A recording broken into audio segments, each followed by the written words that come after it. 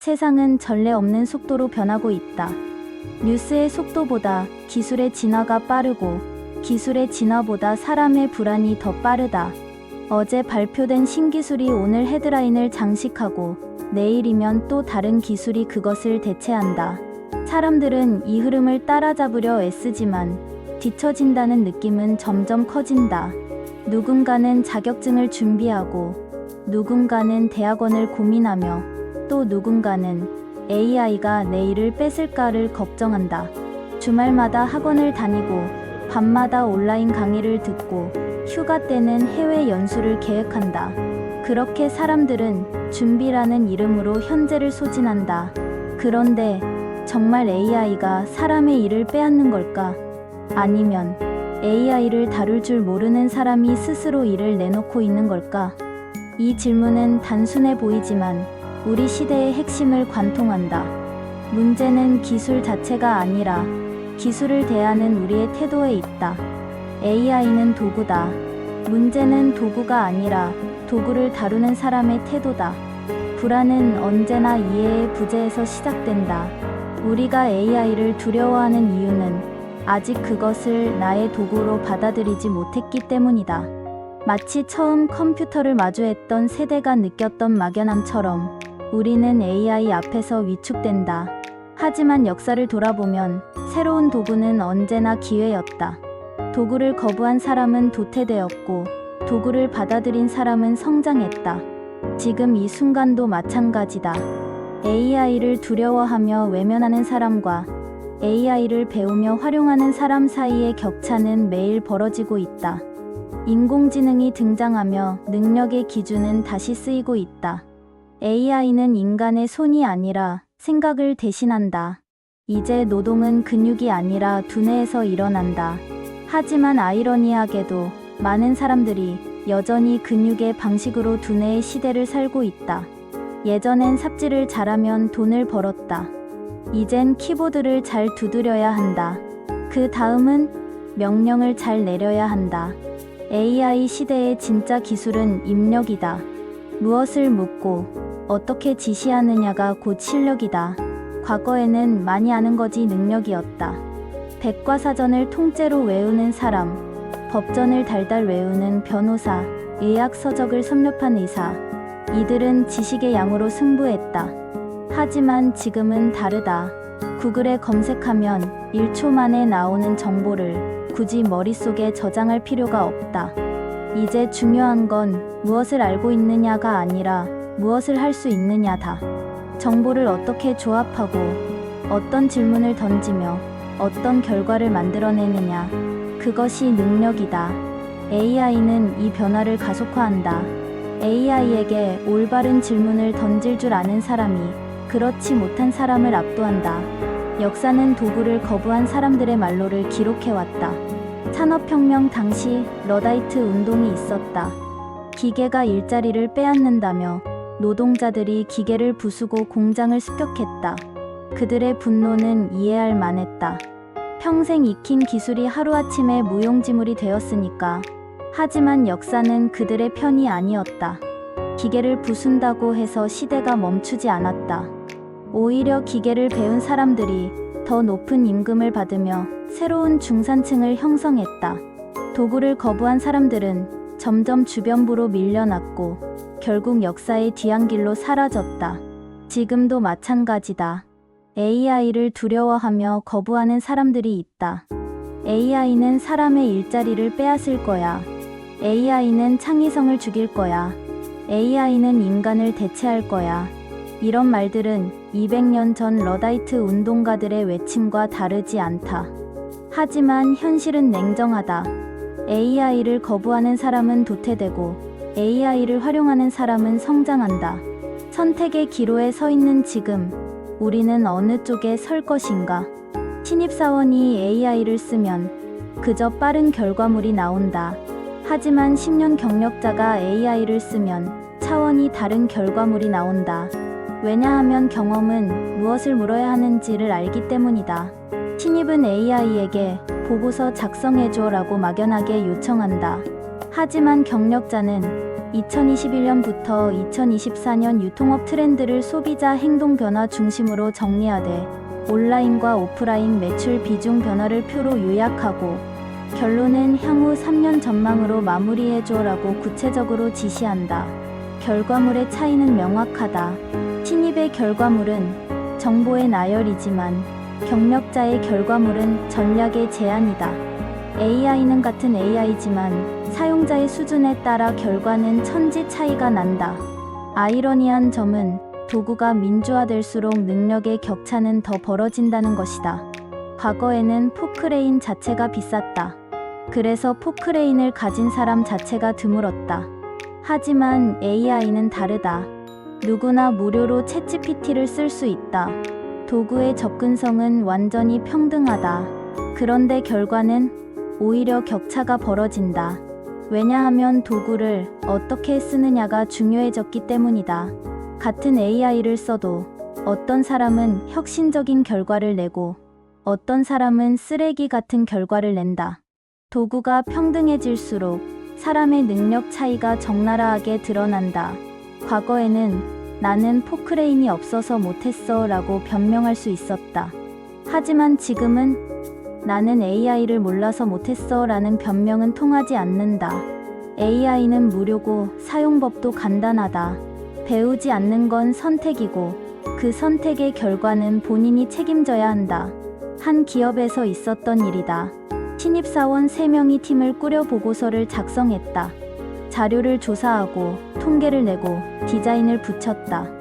이틀이 걸렸다. 그들은 밤을 새워 작업했고 결과물에 나름 자신감이 있었다. 하지만 옆자리 50대 직원은 단 2시간 만에 같은 결과를 냈다. 그는 챗GPT에 이렇게 명령했다. 2021년부터 2024년 한국 유통업 트렌드 정리. 핵심 통계는 표로 요약. 소비자 행동의 변화는 항목별 요약. 몇 초 후 완성된 초안이 나타났다. 그는 자신의 경험을 덧붙여 문장을 다듬고 단락의 순서를 바꾸었다. 현장에서 직접 보고 느낀 것들을 추가했다. 이 시기에 백화점 매출이 감소한 건 단순히 온라인 쇼핑 때문만이 아니라 MZ세대의 소비 패턴 변화 때문이다. 그들은 소유보다 경험을 선호한다. 이런 문장은 AI가 쓸 수 없다. 오직 현장을 아는 사람만이 쓸 수 있다. 결과물은 신입들의 보고서를 압도했다. 신입들의 보고서는 정보의 나열이었지만 시니어의 보고서는 통찰의 제시였다. 같은 데이터를 다뤘지만 깊이가 달랐다. AI는 생산성의 증폭기다. 도구가 등장하면 능력의 격차는 곱하기로 벌어진다. 지금의 AI는 단순한 검색 엔진이 아니다. 그건 판단을 돕는 파트너다. AI의 시대, 무엇을 아느냐보다 무엇을 할 줄 아느냐가 더 중요하다. AI를 잘 다루는 경력자 1명이 AI를 모르는 신입 3명을 이긴다. 아니, 이기는 정도가 아니다. 압도한다. 왜냐하면 경험은 질문을 만들기 때문이다. 좋은 질문은 좋은 답을 만든다. AI는 답변 기계가 아니라 대화 파트너다. 질문의 수준이 높으면 답변의 수준도 높아진다. 신입은 좋은 마케팅 전략이 뭐야? 라고 묻는다. 이건 질문이 아니라 막연한 요청이다. AI는 일반론으로 답한다. 하지만 경력자는 30대 여성 직장인을 타깃으로 월 예산 500만 원 이내에서 SNS 중심으로 브랜드 인지도를 높이는 전략을 3가지 제안해줘. 각 전략의 예상 도달률과 참여율도 함께 제시해라고 묻는다. 이건 질문이 아니라 프로젝트 브리핑이다. AI는 훨씬 구체적이고 실용적인 답을 내놓는다. 그렇다면 신입사원은 희망이 없는가? 아니다. 오히려 기회다. 신입은 AI 시대에 태어났다. 그들에게 AI는 낯선 도구가 아니라 당연한 환경이다. 문제는 많은 신입들이 AI를 치팅 도구로만 생각한다는 것이다. 숙제를 대신 해주는 도구, 보고서를 자동으로 써주는 도구, 그 정도로만 인식한다. 하지만 AI는 그 이상이다. AI는 학습 파트너다. AI와 대화하며 사고를 확장하고 AI의 답변을 비판적으로 검토하며 판단력을 키운다. 이렇게 쓰면 신입도 빠르게 성장한다. 반대로 시니어는 위기다. 많은 시니어들이 나는 경험이 있으니까 괜찮아 라고 안주한다. 하지만 AI를 배우지 않는 시니어는 곧 AI를 쓰는 신입에게 추월당한다. 경험은 중요하지만 경험만으로는 부족하다. 경험 AI의 조합이 필요하다. 결론은 명확하다. 신입은 빨리 경험을 쌓아야 하고 시니어는 빨리 AI를 배워야 한다. 둘 다 하지 않으면 둘 다 도태된다. 지식보다 중요한 것, 경험. 지식은 복제된다. 하지만 경험은 복제되지 않는다. AI는 하루 만에 수백만 개의 데이터를 학습한다. 그러나 그것이 실제로 무엇을 의미하는지는 모른다.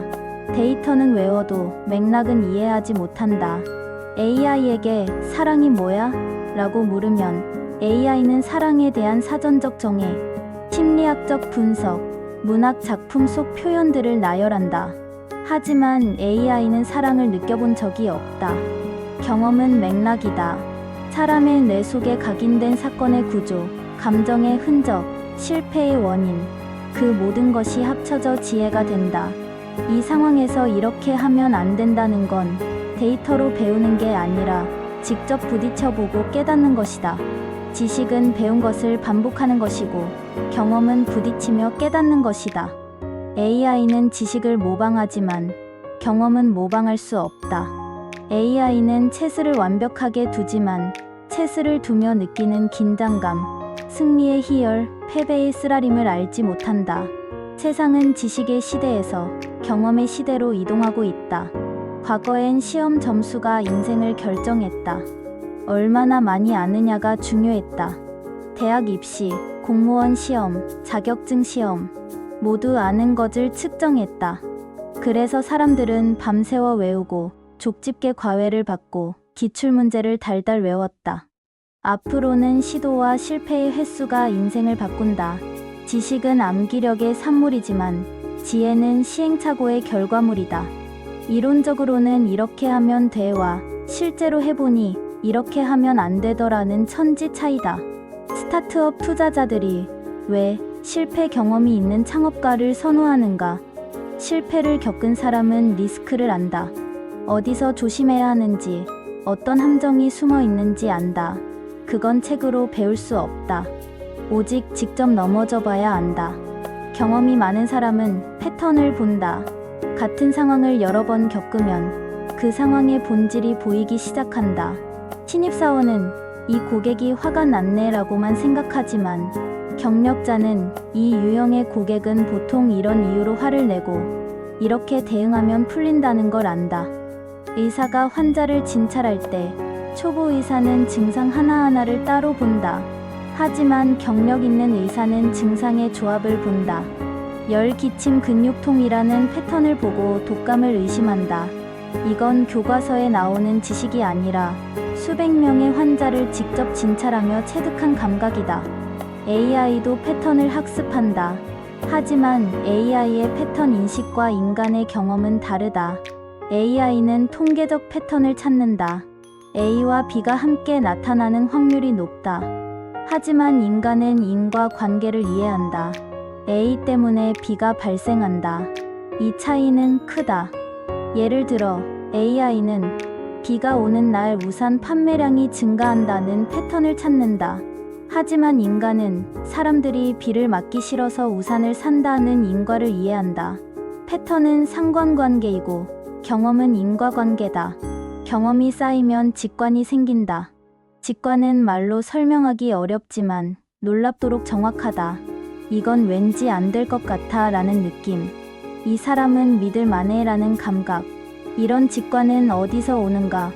수많은 경험이 무의식에 축적되어 순간적으로 판단을 내리는 것이다. 말콤 글래드웰의 책 블링크는 이 직관의 힘을 다룬다.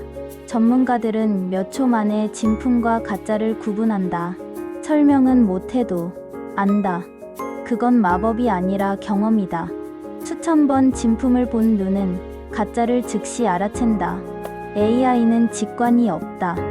AI는 모든 결정을 계산으로 내린다. 확률을 따지고 가중치를 조정하고 최적해를 찾는다. 하지만 인간의 직관은 그런 계산 없이 작동한다. 그래서 때로는 틀리지만 때로는 AI보다 빠르고 정확하다. 아이러니하게도 AI 시대의 경험의 가치는 오히려 높아진다. 왜냐하면 AI가 지식을 평준화시키기 때문이다. 이제 누구나 AI를 통해 방대한 지식에 접근할 수 있다. 의학 지식, 법률 지식, 경영 지식 모두 AI에게 물어보면 된다. 그렇다면 전문가와 비전문가의 차이는 무엇인가? 경험이다. 같은 정보를 봐도 경험 있는 사람은 다르게 해석한다. 맥락을 읽고 함정을 피하고 실전에 적용한다. AI는 정보를 주지만 경험은 판단을 준다. 의료 AI가 발전해도 의사가 필요한 이유는 의사에게는 임상 경험이 있기 때문이다. AI는 이 증상은 A병일 확률 60%, B병일 확률 30%라고 말한다. 하지만 의사는 환자의 표정, 말투, 생활 습관을 보고 판단한다. 이 사람은 스트레스로 인한 심인성 증상이야. 이런 판단은 AI가 할 수 없다.